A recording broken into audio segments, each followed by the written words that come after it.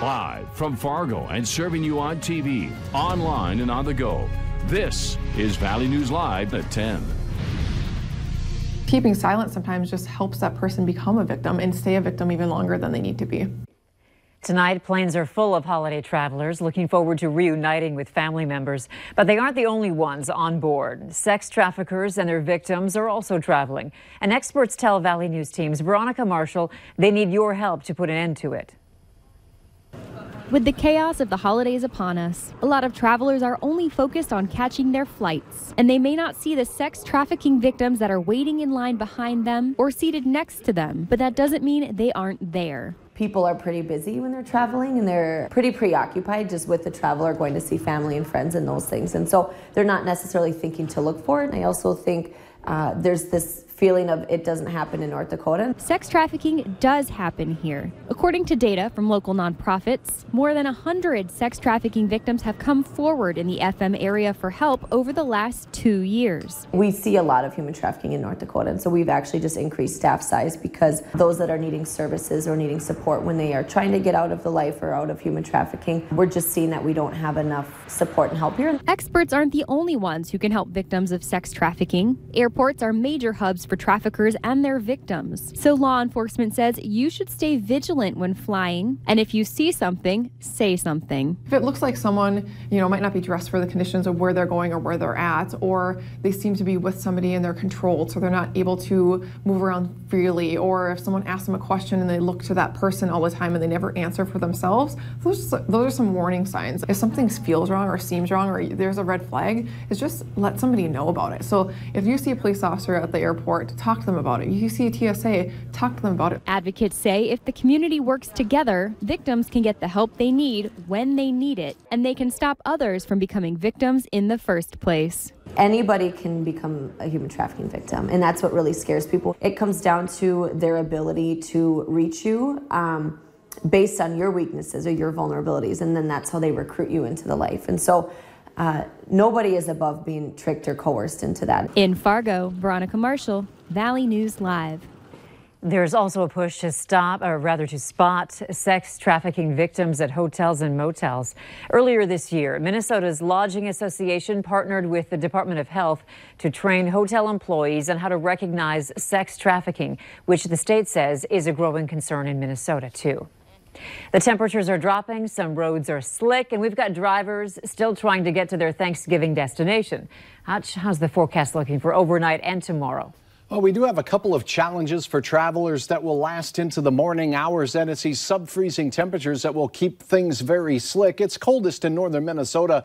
Visibility is a primary concern. We have areas of dense fog, southeast North Dakota into central North Dakota. Also, portions of northeast South Dakota seeing that. Here's Dickey County near Highway 11. So an impactful amount of fog out there, and it could become freezing fog in area. That's that stuff that sticks on your car's antenna as temperatures are cold. So slippery conditions for your Thanksgiving Day morning. I'll have details on some warmer weather for the afternoon, and we'll look toward the weekend ahead here in a few moments. Okay, thanks, Hutch. Police are asking for help finding a Fargo man who's on the run. He apparently fled when police swarmed a home after getting a domestic violence call early this morning. Officers say 41-year-old David Alvarado Suarez injured the victim, and the injuries were visible and also threatened her life if she called police. He is still at large and facing charges of aggravated domestic assault and terrorizing.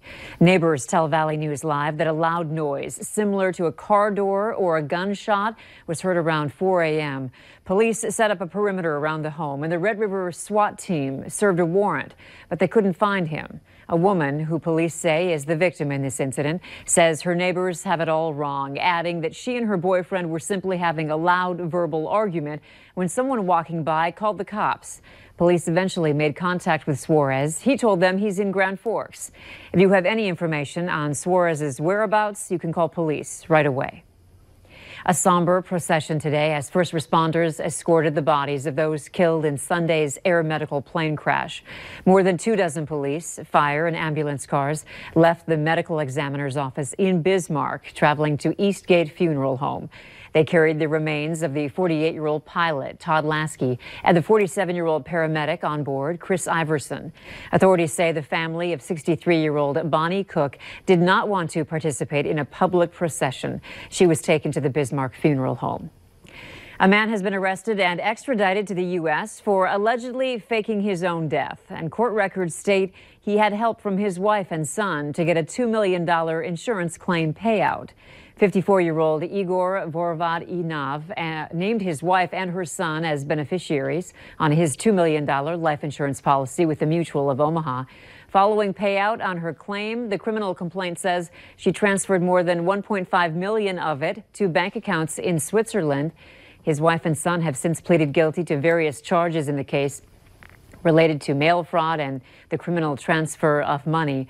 She was sentenced to 37 months in federal prison. He was sentenced to 3 years of probation and must pay over $2 million in restitution. The man who faked his death is in custody, facing a mail fraud charge. The United States preterm birth rate has increased for the third consecutive year. North Dakota's birth rate is 8.8%, according to the March of Dimes. Cass, Grand Forks, Burleigh, and Williams counties have all seen an increase in premature births. Crystal and Tyson Schneider had a baby boy before this birth. They say their first was a textbook pregnancy, but with this one, Crystal was admitted to the hospital at 27 weeks pregnant, giving birth at 33 weeks. Her son, Briar, was born weighing only 3 pounds, 1 ounce. Crystal works at the birth center at Sanford Hospital, so she's no stranger to unexpected things like this. We didn't know if he'd make it, after that delivery, but when he took his breath, we knew that he was there to stay, so. Tyson says it's been an emotional roller coaster, but they're glad the baby is growing and healthy. Briar was discharged from the hospital yesterday, just in time for Thanksgiving. A new study by Safewise says North Dakota ranks third in the nation for the most car crash fatalities involving children. Last year, 341 people were killed on the roadways during the Thanksgiving holiday, and almost half of those were not wearing a seatbelt.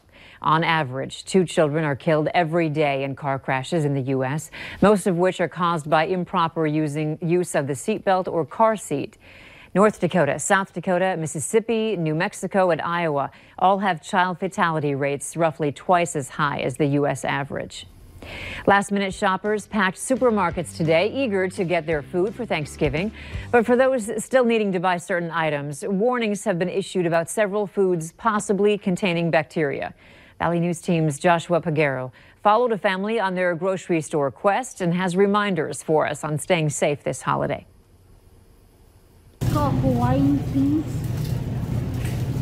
Cash Wise on 33rd Street was crowded Wednesday with last-minute shoppers racing to snag items before the Thanksgiving holiday. I get this one. Yeah. There you go. Don't drop it. Penny Maurer and Kim Parsley were part of that group. Get some dollar buns. Well, yeah.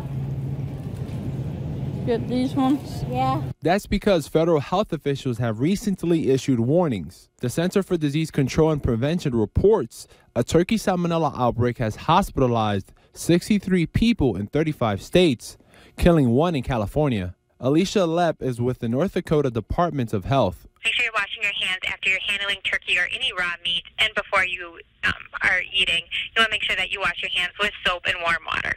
This week, the CDC urged people to avoid eating any romaine lettuce due to an E. coli scare. The outbreak is fairly new, so they don't have a whole lot of information that's leading them to a certain direction. Since October, at least 32 people in 11 states have gotten sick from E. coli. Preliminary data provided by the state health department shows since January 1st, there have been 80 cases of salmonella and 42 cases of E. coli. As for Penny and Kim, wonder if these would be good for pumpkin. They say they may break tradition and not stuff their turkey this year. In Fargo, Joshua Pagero, Valley News Live. Health experts also say not to leave your turkey outside to thaw and that it's best to let it thaw in a fridge. Later on Valley News Live at 10, all the Thanksgiving food at your house could come at a cost to your pets. Our bitter cold air is sliding off toward the east. As warmer air punches in, we have some fog developing. I'll have details on what you can expect for your holiday travels through the weekend next.